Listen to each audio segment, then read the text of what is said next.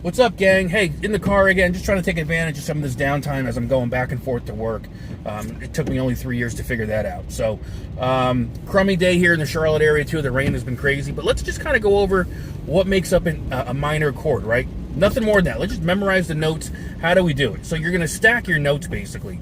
Your 1, your flat 3, which the third in any scale will determine if it's major or minor. So just in terms of a scale, if you got a flat third anywhere in the scale, even though everything else might be, you know, like a natural type of note, it's going to be minor.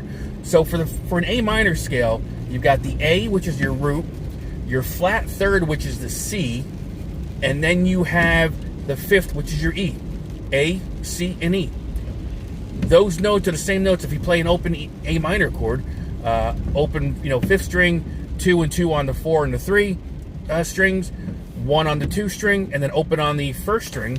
That's your A minor chord right there. So you're just stacking the notes basically. You're going the root again, 1. Just memorize it. Root, flat third, and the perfect 5th. That's it. That's your scale for the minor. Keep that in mind. And we'll see you on the next one.